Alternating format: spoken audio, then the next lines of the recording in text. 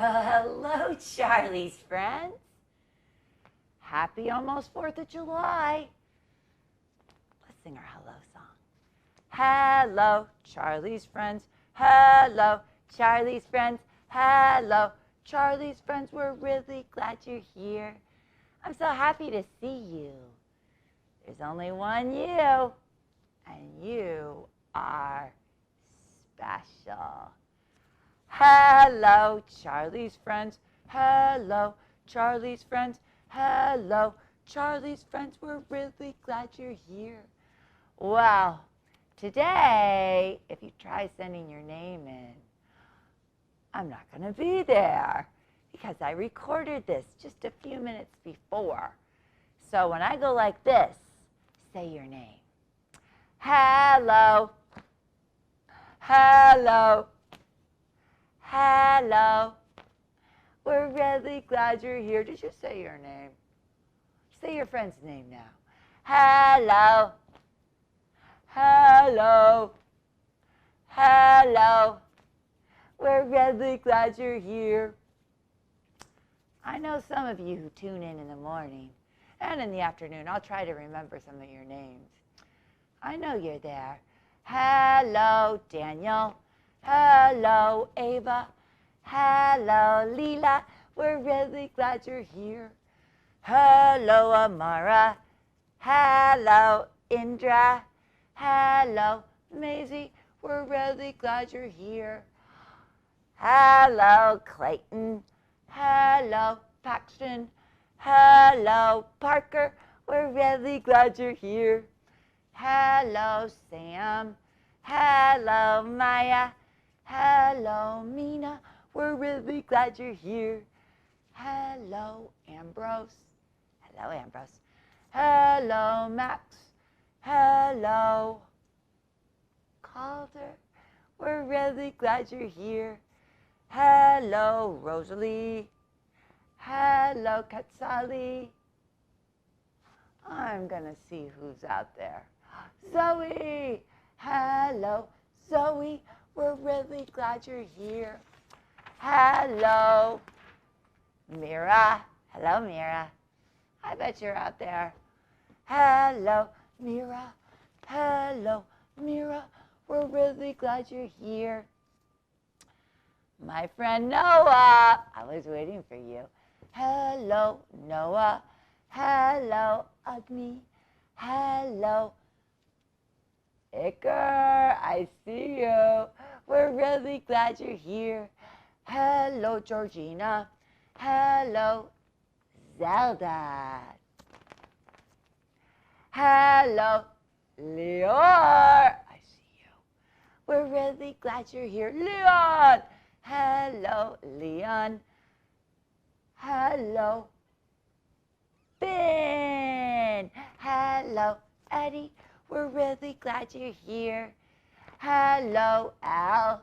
Hello, Wendell. Hello, Baya. We're really glad you're here. There's my old friend Rishi. Hello, Rishi. Hello, Sabine. Hello, Mario. We're really glad you're here. Hello, Farah.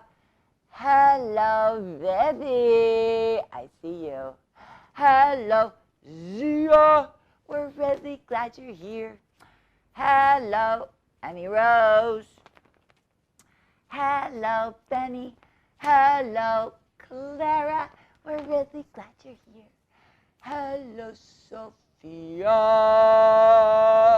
Hello, Iris. Hello, Nellie. I see you. We're really glad you're here. Who else is out there? Is my friend James there? With Grace. Hello, James. Hello, Grace. Hello,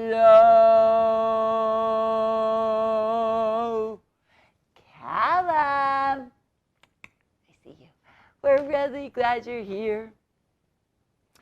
Hello, all my Charlie's friends, wherever you are.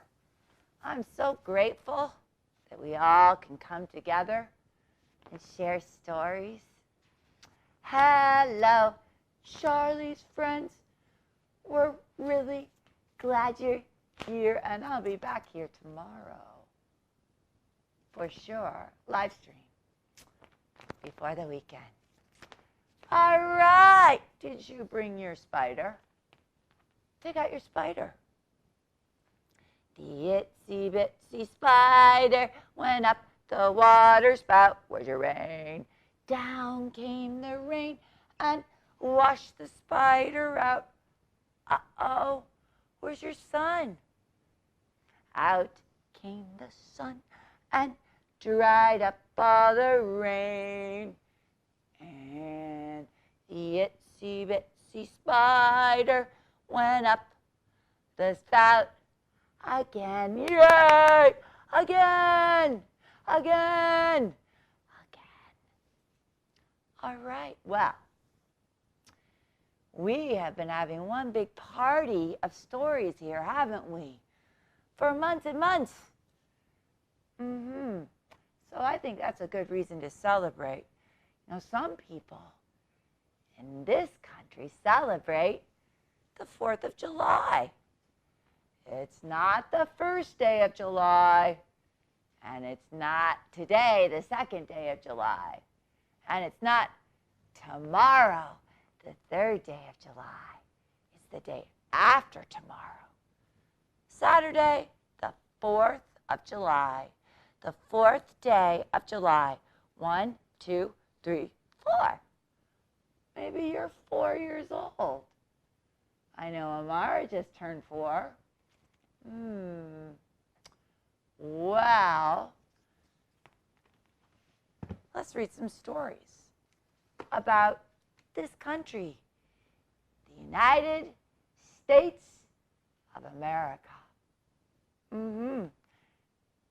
It's made up of many, many, many people from all over this world. It's not just this shape of the United States. It's the whole world inside this shape. That's what makes it so special.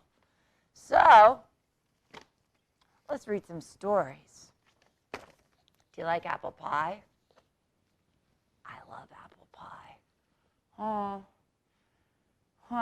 shall we make an apple pie? Please, maybe for the 4th of July? Apple pie, 4th of July.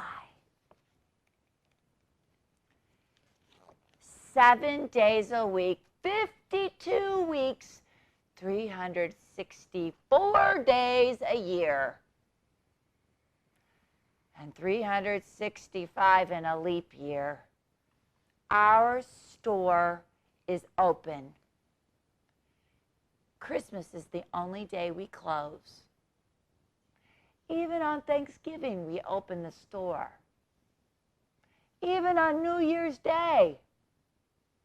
Even today, the 4th of July. I hear the parade coming this way. Boom, boom, boom, boom, boom. And I smell the apple pie in Laura's oven upstairs.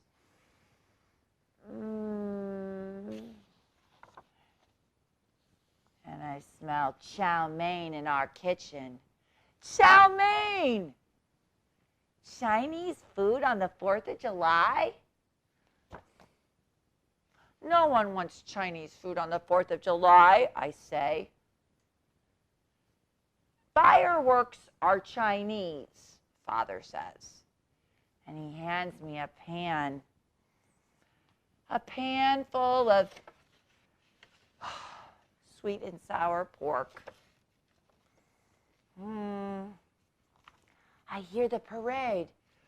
Boom, boom, boom, boom, boom. Do-do-do-do, do-do-do-do-do-do, do-do-do-do-do-do, do-do-do-do-do-do-do-do. I hear the parade passing by. Noon. And customers come. They come for soda and potato chips. 1 o'clock. They buy ice cream. 2 o'clock. The egg rolls are getting hard. 3 o'clock. Ice and matches. 4 o'clock. And the noodles feel like shoelaces. No one wants Chinese food on the 4th of July, I say. Mother piles noodles right on my plate. My parents don't understand all American things. They weren't born here. Even though my father's lived here since he was 12, and even though my mother loves apple pie, I can't expect them to know America. Do not eat Chinese food on the 4th of July.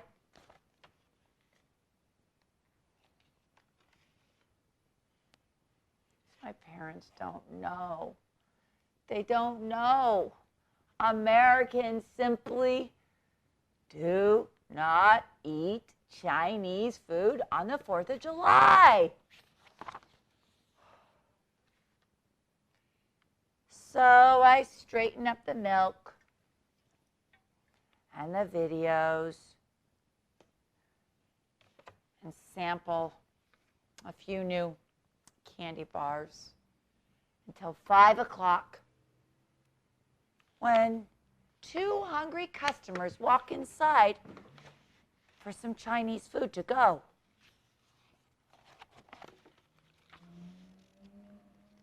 I tell them, no one came, so we ate it up all ourselves.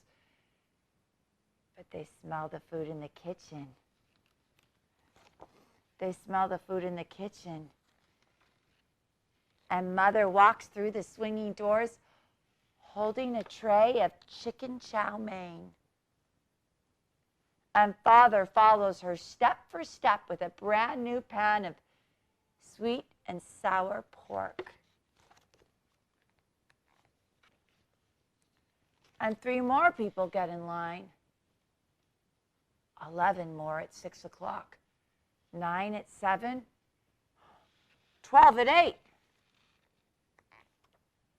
More and more and more and more and more and more and more and more and more and more and more until it's time to close the store.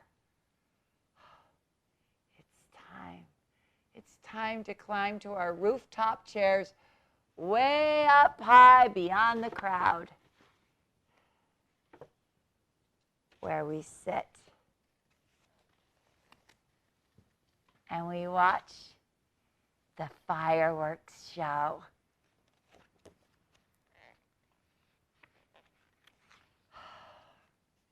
We watch the fireworks show and we eat our apple pie.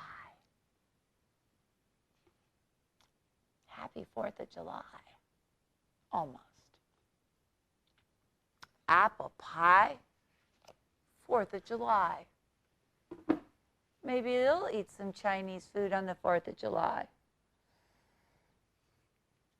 Or maybe you'll make something in your kitchen, something yummy. Maybe you'll make an apple pie.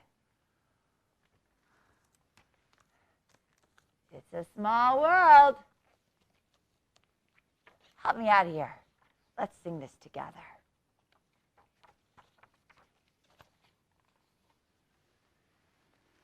It's a world of laughter, a world of tears. It's a world of hopes and a world of fears. There's so much that we share that it's time we're aware. It's a small world after all. Where are bubbles? It's a small world after all. It's a small world after all. It's a small world after all. It's a small, small world. There is just one moon and one golden sun. And a smile means friendship for everyone. Though the mountains divide and the oceans are wide, it's a small world after all. Come on, you sing. It's a small world after all. It's a small world after all. It's a small world after all. It's a small, small world. Those are our bubble fireworks. They're popping. Just a quiet little pop. Okay. Let's read some more stories. This is a poem by Langston Hughes called I Too Am America.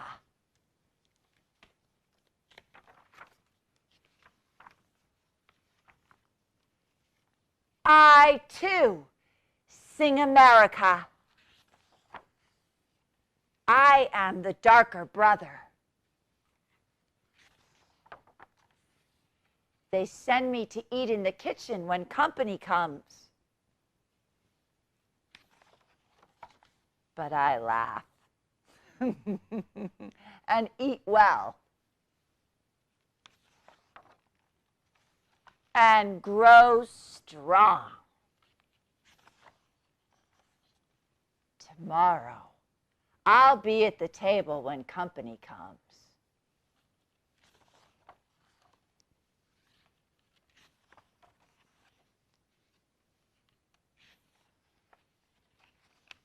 And nobody'll dare say to me, eat in the kitchen, then.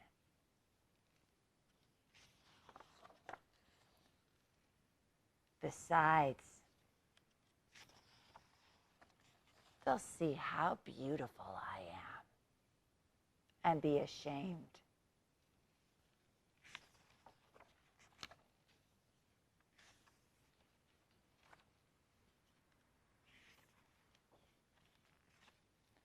I, too, am America. Well, I wanted to read you a story, Charlie's friends, called Her Right Foot. Show me your feet. Can you stomp your feet? Can you wiggle your toes? Show me your right foot and your left foot. Well, this is about a right foot.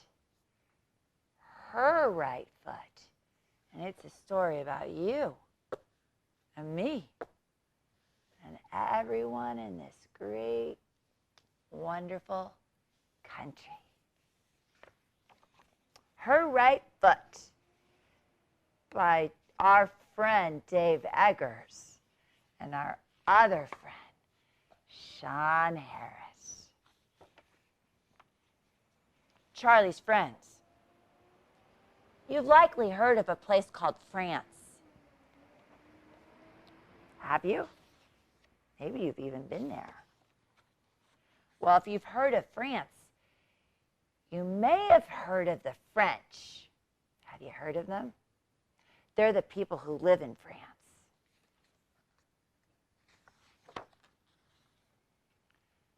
And you may have also heard of something called the Statue of Liberty.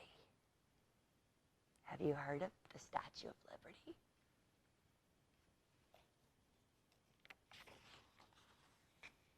Did you know that the Statue of Liberty comes from France? It's true. This is true, and this is a factual book. Everything in here is going to be true. One day, a Frenchman named Edouard de la Bouillier, my French is very poor, a Frenchman with a great name, had an idea. And the idea was to celebrate the 100 years the United States of America had been around. Like a big birthday party for all of us, for the U.S. And so this Frenchman had this great idea of giving the United States of America a giant, so big sculpture. So he convinced another Frenchman, a Frenchman with an Italian last name, to design the sculpture. Do you like to draw? And so this artist's name, and I don't speak Italian, was Frederic Auguste Bartholdi. He designed the statue. He first made very small models of the sculpture. Have you ever played with Play-Doh or clay or maybe cookie dough or bread dough and made things? Well, he made little models of what this statue was going to look like, and then larger ones. And finally, one is the one we know, which stands 300 feet above the water. It's so big! Oh my. And this final full-size version was covered with copper skin. Copper skin. And the skin is about as thick as 2 pennies. That's not very thick.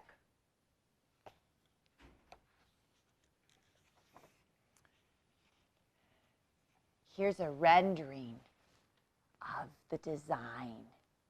He had a team. He didn't work alone. Oh no. He didn't like working alone. He had a team to make the hand, constructing the hand. Where's your hand? And notice Charlie's friends. The hand is bigger than the men standing on top of the hand. Wow. So they had to make the statue in many, many parts and then put it together like a puzzle. And so these parts were assembled, they were put together like a puzzle in New York City. Have you ever been to New York City? No, wait. Actually, first they were assembled in Paris, in France. Did you know this? Ask your friends, ask even your teachers. Ask your teachers if they knew that before the Statue of Liberty was assembled in New York, she was first constructed in Paris, France. Your friends and teachers will be astounded. They'll be impressed. And they might think that you're fibbing, not telling the truth. But you're not fibbing. That really did happen. The Statue of Liberty stood there high above Paris for almost a whole year in 1884. And after they assembled the Statue of Liberty in Paris, they took it apart. But we just put it together. We just put it together, the workers in Paris said. That's absurd, they said. This they all said in French, the language of the French. People who appreciate the absurd. They had to take it apart again. And in 1885, after they took it apart, they put the parts in 214 crates and put these crates on a boat. And the boat traveled over the Atlantic Ocean. That's right, and made its way to a city called New York, which is in a state also called New York. Wow. Hundreds of workers, perhaps 214 of them, took the pieces, all the pieces out of 214 boxes, and then began to put the pieces together again. Assembling the statue, putting it together again, took 17 months. And it all happened on an island called Bedloe's Island. A little island. They put that thing together. The Statue of Liberty. Wow. The artist liked to see the sculpture rise above the harbor. Sometimes he watched this construction from the water, and sometimes he watched it from the land. Usually he was wearing a sturdy black hat, like most European men of that time. They favored sturdy black hats. Now, you may have noticed by now that the pictures of the Statue of Liberty in this particular book have her colored brown. And you may have thought that the illustrator of this book was not so good at his job, because we all know that the Statue of Liberty is a certain greenish blue. But the Statue of Liberty was made of copper. And copper starts out brown. And then very slowly, when left outside for very, very long periods of time, copper will eventually oxidize. And when it does, it turns this blue-green color.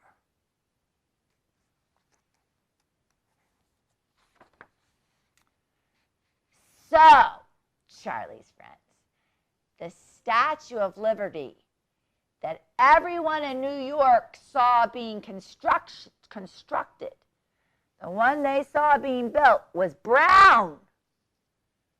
The Statue of Liberty, in fact, was brown for about 35 years. The statue turned green around 1920, and it's been this color ever since. But perhaps you already knew this. And you may have known, Charlie's friends, that the book the statue is carrying is the book that the statue is holding, carrying. The one in her left hand features the date July 4th, 1776. On which the Declaration of Independence was signed.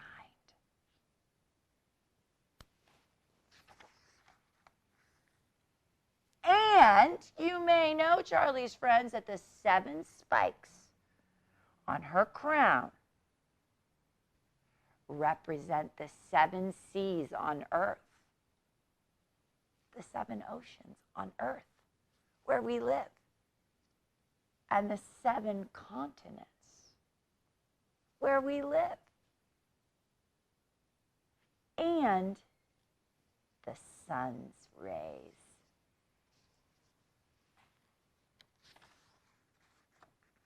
Well, you probably know that the torch that she carries, That's a symbol of enlightenment, lighting the path to liberty and freedom. The torch. And you might have known, Charlie's friends, that at one point, Thomas Edison, the inventor of the light bulb, and my favorite, the record player, he once proposed to have a giant record player inside the Statue of Liberty. Can you imagine? He did. He proposed that. He wanted the Statue of Liberty to be able to speak like you and me.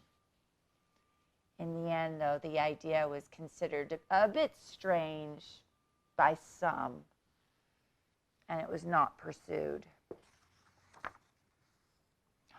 And did you know that the interior, the inside of the statue, was designed by another Frenchman by the name of Eiffel, as in Eiffel Tower?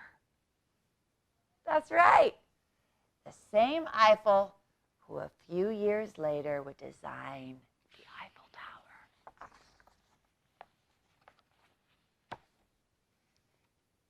And, Charlie's friends, did you know that while the statue was first being constructed in Paris, a bunch of Parisians, people who lived in Paris, mostly writers, they like to eat, they actually dined in the area just below the statue's knee. Yeah. They dined there. They had meals there. This, too, is true. And while the statue was rising, well, the designer set up a lunch 4 stories up to impress and enthrall these French writers who were very difficult to impress. They were amused. Can you imagine? Eating your meal below the statue's knee. But there's one thing, Charlie's friends, that you might not know. And this is the central point of this book, the story that I'm telling you. And a point that the author, Dave Eggers, a point the author apologizes for taking so long to get to. Here it is. Drum roll, please. The point is that even if you've seen a picture of the Statue of Liberty, or maybe many pictures of the Statue of Liberty, or hundreds of pictures of the Statue of Liberty, you probably have not seen pictures of her feet. And even if you have seen pictures of her feet, have you? You probably have not seen pictures of the back of her feet. In particular, her right foot. Show me your right foot. Show me the back of your right foot. Have you seen a picture of the back of the Statue of Liberty's right foot? This is the point of the whole book. Charlie's friends, what do you notice when you see this picture?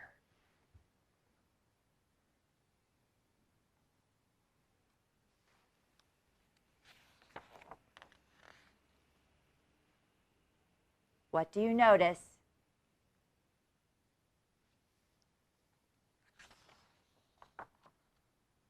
That's right. She's going somewhere. She's on the move. Okay, let's pause here. Let's pause here and collect ourselves. And let's think about this together. Let's discuss this, Charlie's friends.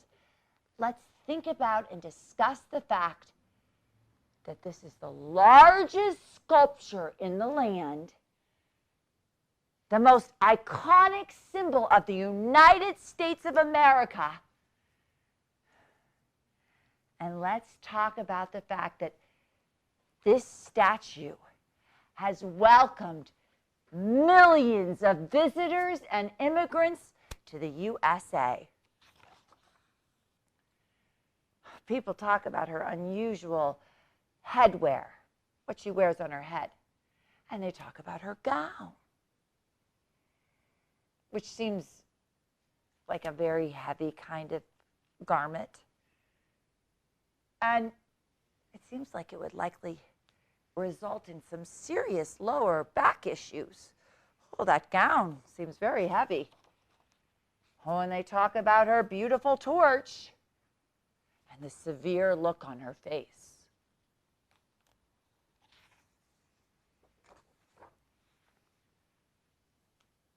But Charlie's friends,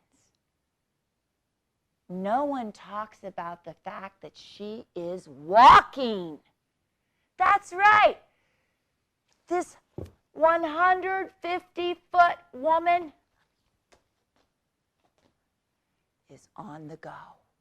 She's walking. Yes. Every time we see the Statue of Liberty in pictures, or anytime we imagine the Statue of Liberty, what? We see her standing very still. Very still. Like, well, a statue.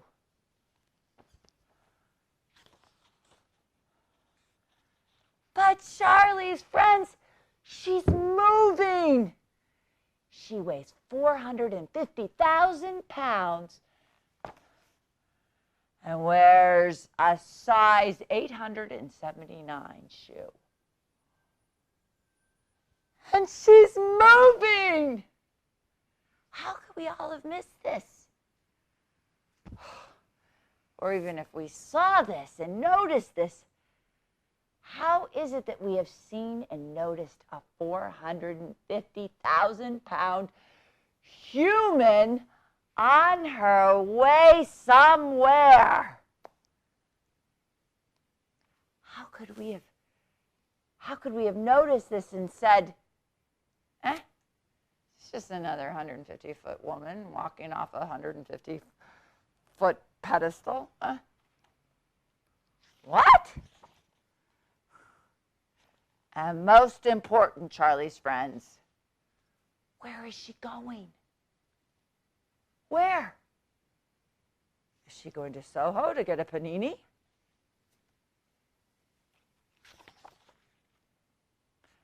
Is she going to the West Village to look for vintage Nico records?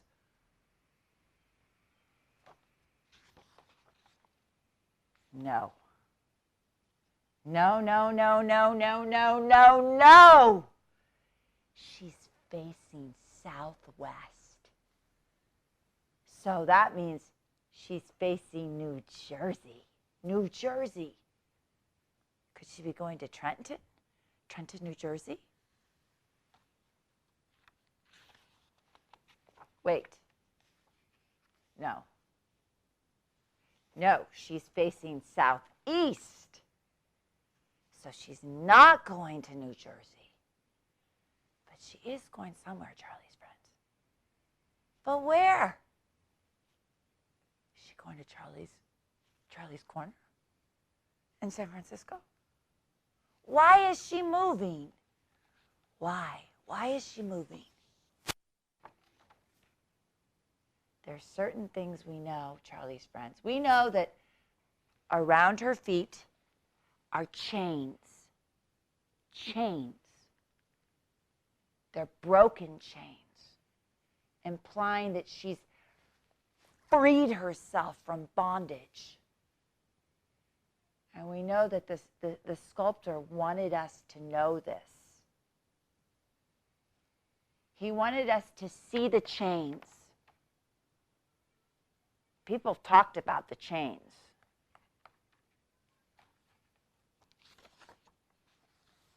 But few people talk about the foot.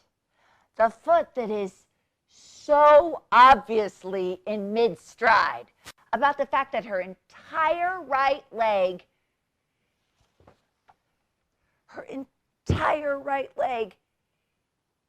is in mid-stride. She's moving. What does this mean, Charlie's friends? What does this mean? What does it mean that we so often forget about this right foot, this right leg? What does it mean? Okay, here's an idea. Here's a theory. And here is a reminder.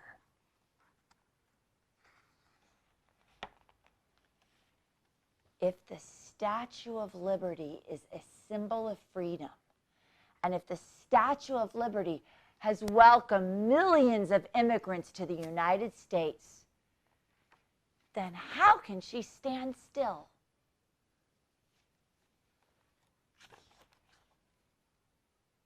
Liberty and freedom from oppression are not things you get a grant, that you get or grant by standing around like some kind of statue.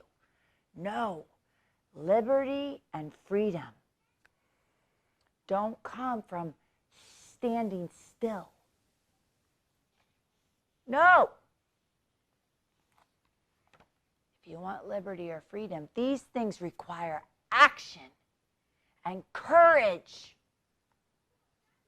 and an unwillingness to rest. The Statue of Liberty was not built to welcome just 1,886 immigrants from Italy, or it wasn't there just for those immigrants from Italy on one certain Sunday in, say, 1886. No, she was built to welcome 3,000 immigrants from Poland the very next day.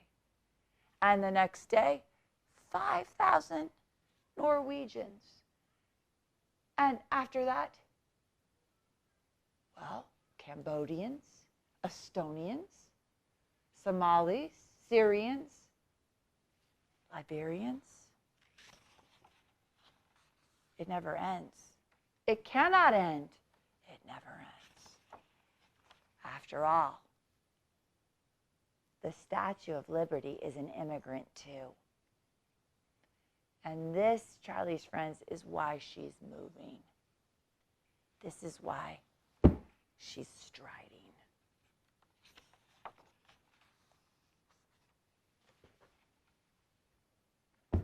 In welcoming the poor, the tired, the yearning to be free. And she's not content to wait. She's not content to wait. She must meet them in the sea, in the ocean, and welcome them.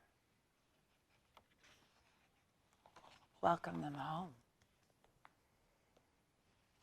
Well, happy 4th of July, or 2nd of July, or 3rd of July, or happy you. We need some bubbles. Remember, Statue of Liberty, her right foot on the move. We're on the move. We're moving through story time. I'll be back here tomorrow, live streaming. And right now, maybe I'll have a little chow mein and apple pie and bubbles. Goodbye, Charlie's friends. Goodbye, Charlie's friends. Goodbye, Charlie's friends. We'll see you really soon. Goodbye, Charlie's friends. Goodbye, friends. Thank you. Goodbye, Charlie's friends. Goodbye, Charlie's friends. We'll see you really soon.